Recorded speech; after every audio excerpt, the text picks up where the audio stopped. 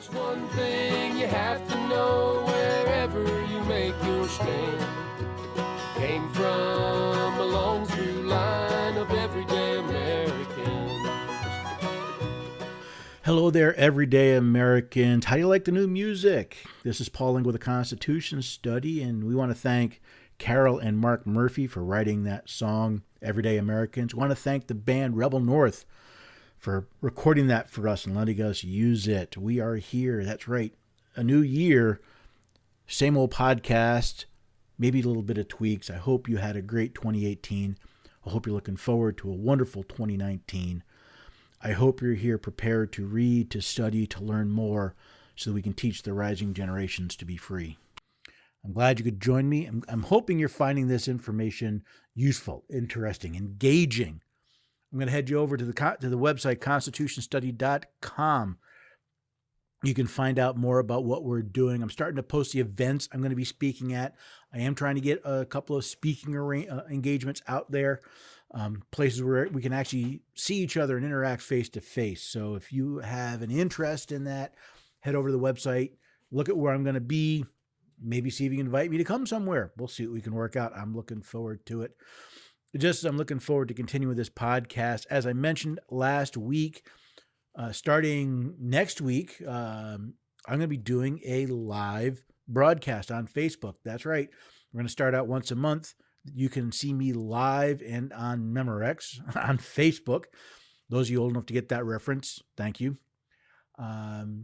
Head over to the website, facebook.com/Constitution Study. Look under the videos. You'll see when they are scheduled.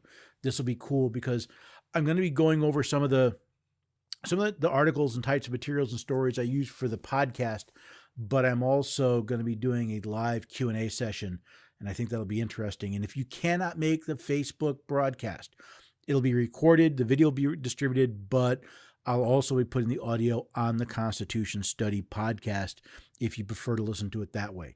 I hope you enjoy it. I hope you'll take some time and ask some questions. And I hope you'll consider today's story, today's message, today's whatever you want to call it, thoughtful, interesting. Because I'm going to talk about something actually happened a while back, but just getting around to it on the podcast. I got so many things going on. And I'm actually going to talk about the CNN's restraining order against the president, and we're going to look at it from a constitutional standpoint, because I see a lot of talk about what's happening and what should and shouldn't be. I hear very little discussion about what does the Constitution actually say. So if you don't remember, there were numerous media reports. This is about, I think it was early mid-November of last year, about the restraining order, the lawsuit. CNN sued the Trump administration because they suspended the press pass, the permanent press pass, what they call the hard pass, of Jim Acosta. And a judge issued a temporary restraining order, a Judge Timothy Kelly, saying that the White House had to reinstate the pass until the case was heard.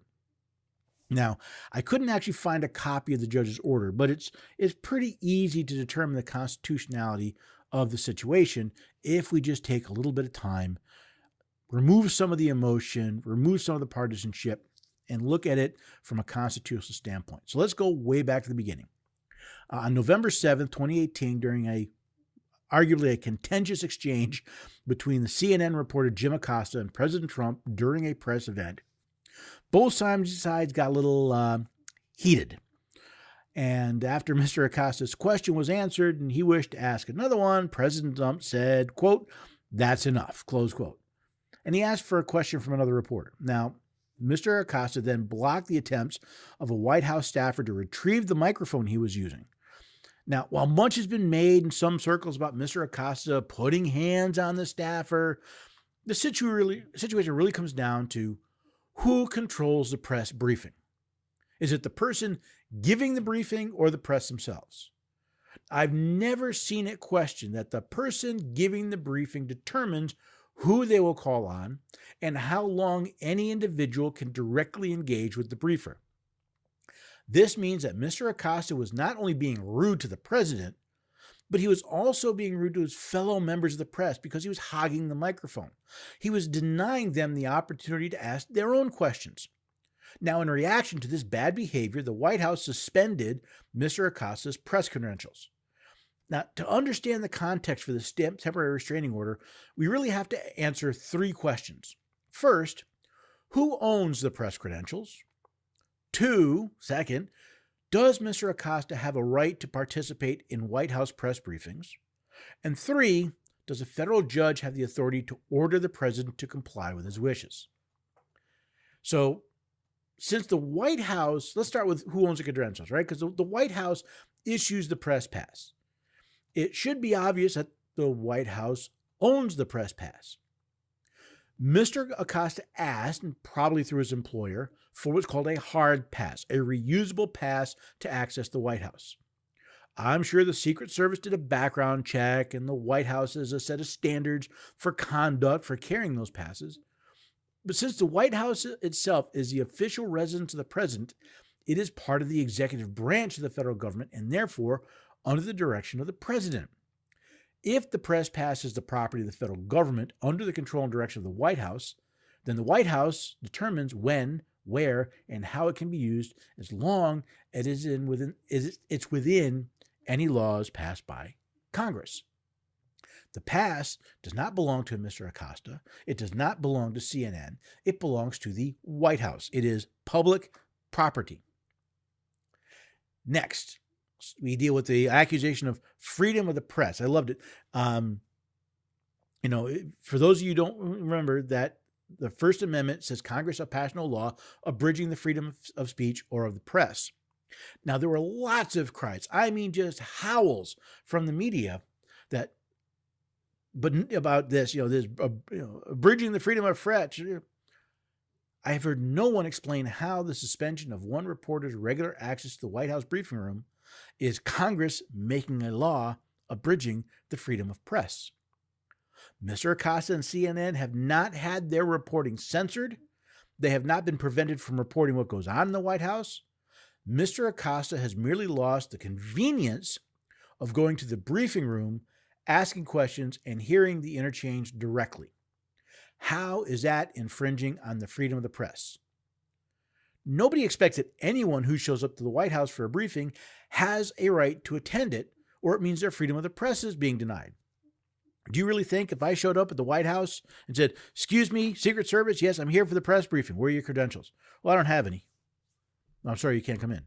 "Well, you're abridging the freedom of the press." How long do you think that would last in a court of law, at least before the judge stopped laughing? See, it's no different. It's no different for Mr. Acosta than it is for you and me. The only difference is Mr. Acosta is a well-known personality who works for an established media outlet having his hand slapped because he behaved badly. CNN also claims, and I love this, that Mr. Acosta's due process rights were violated, which is, it's ludicrous on the face of it. It's embarrassing that a lawyer for CNN would actually put this in a court filing. I'm almost dumbfounded because the Fifth Amendment says that we will nor be deprived of life, liberty, or property without due process of law. Mr. Acosta's life has not been taken, nor has it been put in jeopardy. As we've already shown, the press pass is not Mr. Acosta's property. It is the property of the White House, so he's not been deprived of property. Neither has Mr. Acosta's liberty been deprived, since he was neither incarcerated nor preventing going anywhere that any American is allowed to go. He has lost a privilege, not a right. Therefore, there was no loss to Mr. Acosta or CNN, which would require a legal action. But the lawyer actually put it in there. I'm sorry, it's just me. I think it's nuts. Now, this is the last one. This is the one that kind of got my attention. This is the one that got my dander up. And that's the idea of the separation of powers. You see, while the actions of Mr. Acosta and CNN they're little more than temper tantrums of spoiled children. They're easily and readily ignorable. I don't watch Mr. Acosta. I rarely involve myself with CNN unless they actually have a good story, which is pretty rare from what I've seen lately. They don't mean anything. It literally means nothing. It is a temper tantrum and no more. The actions of the judge, on the other hand, now that's very interesting. That really strikes at the heart of a free people and the rule of law. You see, there is no authority anywhere in the Constitution for a member of the judicial branch to issue orders to either the executive or the legislative branches of government. The arrogance of any judge to order one of the branches of government should not only be an embarrassment to the entire judicial branch, it certainly is not good behavior, a requirement for holding office as a federal judge. Article 3, Section 1 clearly states the judges of both the of the Supreme and inferior courts shall hold their office during good behavior. Congress should pass a resolution warning Judge Kelly that this is a violation of his oath to support the Constitution, and further behavior like this will lead to articles of impeachment from the House and a conviction, hopefully, from the Senate. Failure to do so is a failure of their oaths as congressmen they take to support the Constitution. It is their duty to do so. What we have here is this myth that we have three co-equal branches and one can't, they're the same, but they're not. There's nowhere where the judicial branch can tell the executive branch what to do. By the way, there's no place where the executive branch can tell the judicial branch what to do. In fact, the only branch that has any authority over either of those two is the legislative branch. And that's kind of what I'm talking about. We have a judge that has overstepped their bounds, and the organization that's supposed to oversee them and remind them of those limitations does nothing. Now, I there's something I would love to see, and I don't know if Trump's got the backbone to do it, but I would love to see President Trump recognize that the judge's order is illegal, since it was a violation of the Constitution. I'd love to have him issue a statement to the effect that says, you know what, Judge, I appreciate your opinion. I'd like you to see where you're supporting this reason behind it, but thank you very much. Never mind. I appreciate your opinion. It's very nicely worded, but since you have no authority to order the executive branch to do anything, I don't care. We're not giving the pass back. Now, if President Trump really said, maybe we went a little too far, might not be a bad idea to give it back, we kind of slapped his wrist, okay, he can do that. But he should not do that in response to a judge's restraining order. I'm sure there are people out there screaming, rule of law, what happens if people start just disregarding court orders? I'm not talking about people disregarding court orders. I'm talking about one branch of the federal government overstepping the bounds of another branch, stepping on their toes. And our founding fathers said, you know what? These branches are going to guard jealously their authority that they would argue, but they're not.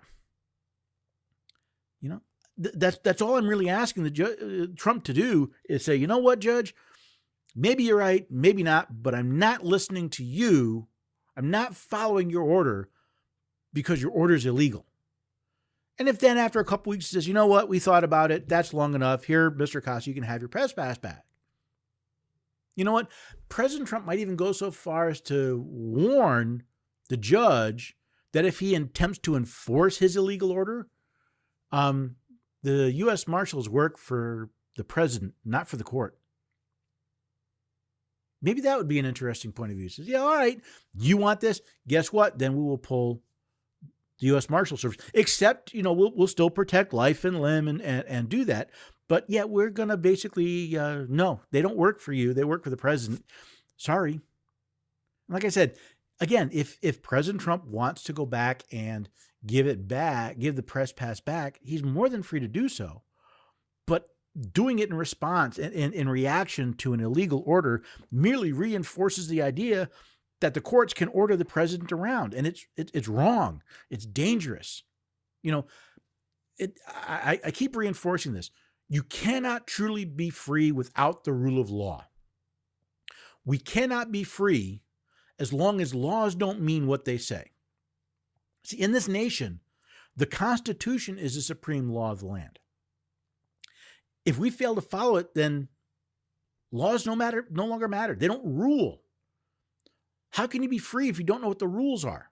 If we're subject to whatever someone can get away with, if we're subject to the whim of a judicial arm of a judicial branch, and our representatives just, yeah, whatever, go ahead. We don't care. We're going to ignore it. See, in this case, we become subjects to the whim of a judge, and that judge has no accountability. The issue of the press pass is of little consequence. It doesn't mean anything other than a media storm, which means less than nothing. I mean, it's not even a tempest in a teacup. But the importance of the underlying issue of a judge overreaching and the lack of reaction from the other branches cannot be overstated. It leads us to this idea that judges rule. Judges ruling is an oligarchy. That is not a republic, because judges don't represent. They don't represent us. They're not elected by us. They're not appointed by us. Do you really want to live in a nation where 9 unelected judges rule and their word cannot be questioned and there are no checks and balances on them? Because that's the direction we've headed. We're a lot closer there than we used to be. I don't know about you, but it's scary. You know, it's one of those things where everyone's focusing on the past. The past means nothing. See, the president and every silent member of Congress is derelict in their duties to support the Constitution. Let me repeat that. The president and every silent member of Congress. By the way, hello, my particular representative, Scott Desjardins, you're derelict in your duty, unless I've missed something. You're derelict in your duty to support the Constitution. And every American who is concerned about the Constitution and the state of laws in this country, you ought to be more concerned about what's going on with this particular lawsuit, with this particular judge. Mr. Acosta, I don't care. You know, I really don't care about him or CNN, but the breakdown of the separation of powers, the breakdown of the checks and balances, at least one layer of them, that scares me. That should bother you.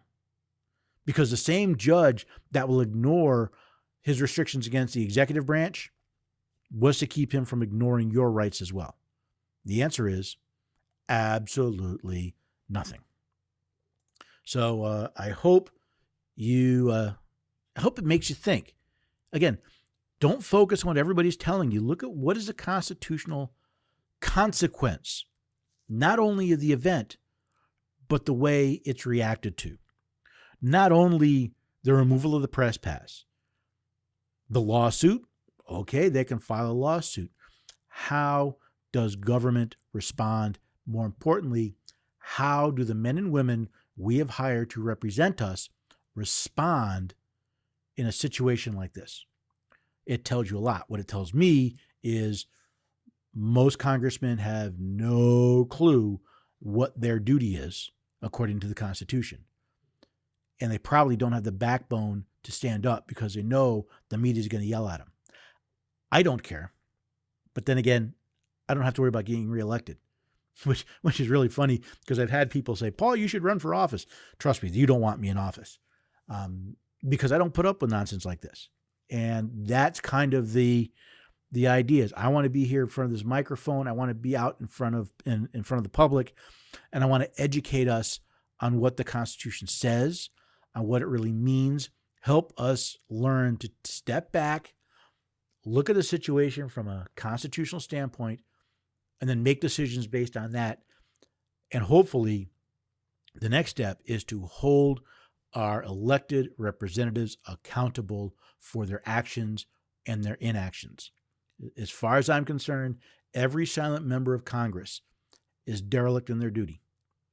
And if they're derelict, they've violated their oath of office to support the Constitution, and they have proven themselves to be not simply disqualified. They are incapable. It is a moral offense for them to hold their office and act this way. And maybe if we started telling them, if you're not going to bother following your oath of office, you're not going to bother supporting the Constitution, we're not only going to not bother supporting you, we're going to go find somebody who does. Because the Constitution and the rule of law are more important than party or policy or anything, because if the rules don't matter, nothing matters. You have no way of knowing what will and will not. So hope you like that. Head over to theconstitutionstudy.com, comment on this episode, leave me some questions, let me know what you think.